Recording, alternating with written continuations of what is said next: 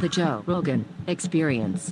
Train by day, Joe Rogan podcast by night, all day. Hey. Hello, Jimmy. Hey, Joe, how are you? Good to see you, buddy. It's very nice to see you. This is, it's a hell of a setup. Thank you. I'm Thank like you very in much. Austin, Texas. I've been here about 18 hours, and it's, 5 stars on TripAdvisor so far. Did you do a set last night? I didn't do a set, but I went to the club. Yeah. And the club it's phenomenal. Thank you. It's Thank you. almost like someone with an unlimited budget built a comedy club. That's what it felt like, Joe.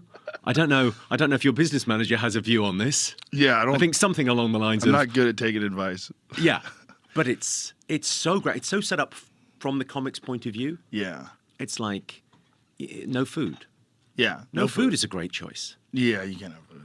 Yeah, people Go can eat eat before. afterwards. Yeah, eat or after, afterwards. eat before. There's so many places to eat on 6th Street. There's a Well, nice pizza place right next door. Your neighbors are going to love you as well Yeah. because it's that thing. If you go, it creates a bit of a community and it's full. It's like packed with people and Yeah. it's kind of it's phenomenal. Great space. Well, it's one of those Kevin Costner things. You know, when you build it, they will come from the Field of Dreams. Yeah. Well, it feels kind of bigger than that as well in terms of you've come out here and what are you giving back? Yeah. And comedy's given you everything, as it has me. And you go, well, what can you give back? What can Yeah. you do for your community? And it feels like that's a great thing to do. Well, it also seemed like I kind of had to do it because when I moved here, I had this idea that I'd just be able to like do whatever local spots I could and then go on the road. And I kind of could. But one of the things that I've realized is that comics need community. It's very important. Like, and that's one of the things that we really had at the Comedy Store that made the Comedy Store so special is that it wasn't just that it was a great place to work and come up with new material and work on it, but it was also a great place to meet other people that were doing the same thing. It's And you get interesting, to sit comedy and as talk. opposed to acting. Yeah. You know that thing? Alan Havey said this great thing to me. He said, comedians, we're out for ourselves, but in it together. I thought, it's really interesting, that thing of like going, everyone's doing their own things. Comedy is not like acting. It's not a zero-sum game. Right. So you doing your thing, no matter how successful you are, has no impact on my thing. If anything, you pull me up. Yes. So comedy becomes like a bigger thing. If someone does fantastically and they're playing hockey arenas, then more people are pulled up through the clubs and the theaters into the arenas. Sure. It feels like we're living in a golden age for comedy. It feels to me like this is what it must have felt like to work in music or movies in the 70s. Yeah. It's like it feels like there's something culturally going on with comedy where it feels like it's got a value that's people need it. People need to go out and feel like they're part of a community. And I suppose when you think about what we're doing on stage, it is pretty special. We're letting people into our minds and we go into their bodies. Yeah. We're possessing them. We change their physical state. It's extraordinary. It is extraordinary. It really is like a drug. You're giving people a happy drug. Well, it's the endorphin because you don't quite know when the punch is coming, and then the serotonin of laughter. Yeah. And the live experience as well. It's like the live experience is so incredible for comedy, even as opposed to music, because what you get when you go out to a comedy club, well, you'll laugh 30 times more than watching the footage. And really, and props to Netflix. Netflix have been part of the reason comedy's having this golden age.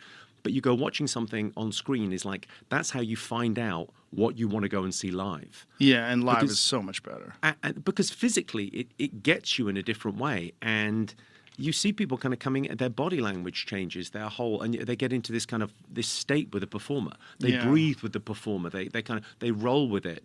And it's so immersive. And you don't remember a word of what the comedian said, but you remember how they made you feel. Yeah, there's also this shared experience of being there with other people that really feels good for people when you're laughing with a bunch of people. Especially in a world where the individual has become sacrosanct and the tribe has been left to the side, and people want to feel a bit tribal. They want to feel like they're part of something. Why do people want to go to music festivals and South by Southwest and Glastonbury, and they want to go and see a comedy show? They want to be in a room in 1,000 people that all have the same sense of humor, and feel a bit bonded. It's Yeah, nice. for sure.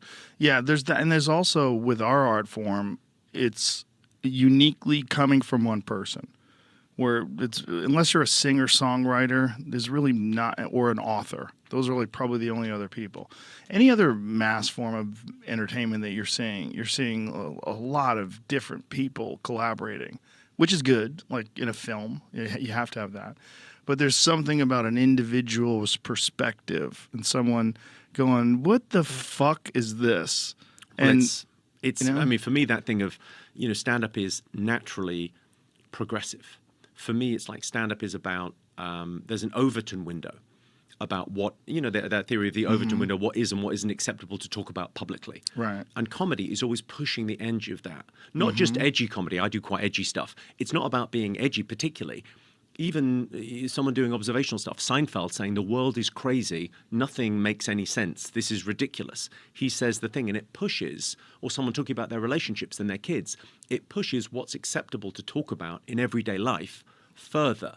Yeah. And it expands that window. And so we have more open, meaningful conversations. Like you go and see a comedy show, you have a much more interesting chat afterwards. You go to comedy on a date night, it becomes like a more interesting conversation because something the guy said sparks something. It pushes the conversation.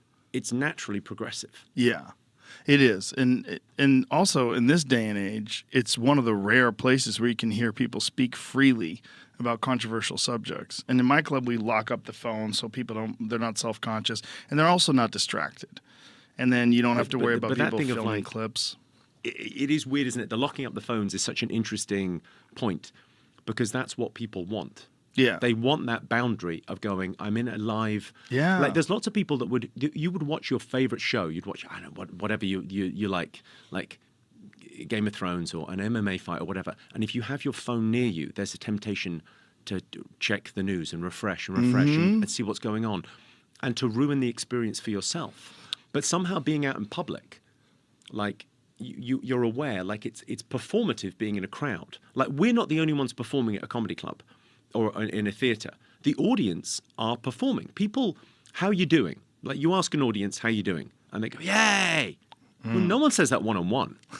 No one's ever, hey, how you doing, Joe? Yeah!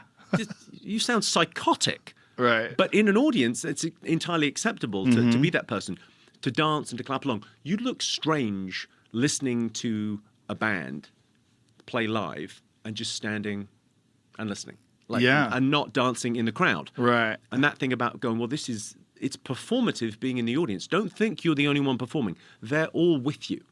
They're all the laughter is you're signaling. It doesn't mean that it's fake laughter, but you're signaling to other people that you got it, and you're applauding when you kind of agree a little bit. Yeah. There's a rhythm to it. Being in an audience is a performance.